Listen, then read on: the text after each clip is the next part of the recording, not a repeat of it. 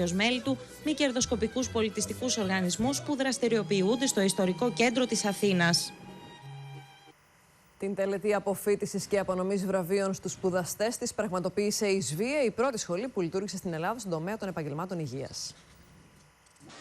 Οι σπουδαστές του ΙΕΚ-ΣΒΙΕ, άρτια καταρτισμένοι με σαφή επίγνωση της ανθρωπιστικής τους αποστολής στον χώρο της υγείας, τιμήθηκαν στη λαμπρή τελετή αποφοίτησης και απονομής βραβείων της ΣΒΙΕ. Με όλα τα απαραίτητα εφόδια και γνώσεις, οι απόφοιτοι είναι έτοιμοι να βγουν στην αγορά εργασίας. Χάρη στην υποτροφία της ΣΒΙΕ, που μου δόθηκε πριν 2 χρόνια, καταφέρνω σήμερα να πραγματοποιήσω ένα παιδικό μου όνειρο, να το τελειώσω το βοηθός φυσικοθεραπείας. Στο πλαίσιο της φιλανθρωπικής της δραστηριότητας, η ΣΒΙΕ χορηγεί κάθε χρόνο υποτροφίες για δωρεάν φοιτηση σε μέλη ευπαθών κοινωνικά ομάδων, ανοίγοντας με αυτόν τον τρόπο την πόρτα σε ένα μέλλον γεμάτο ευκαιρίες. Και το δικαίωμα στο μέλλον είναι δική μας υποχρέωση. Η ΣΒΙΕ στελεχώνει εδώ και 43 χρόνια όλα τα δημόσια και ιδιωτικά νοσοκομεία, κλινικές και ιατρικά εργαστήρια της χώρας.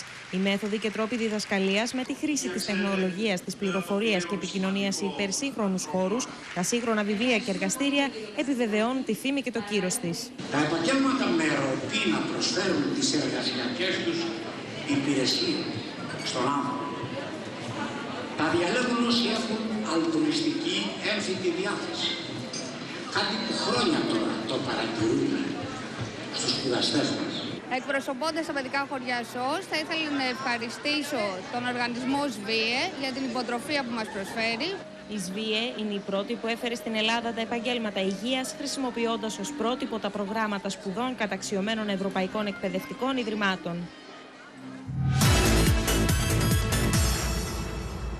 Ζωντανή στο κυνήγι της πρόκρισης στους 8 του Ευρωμπάσκετ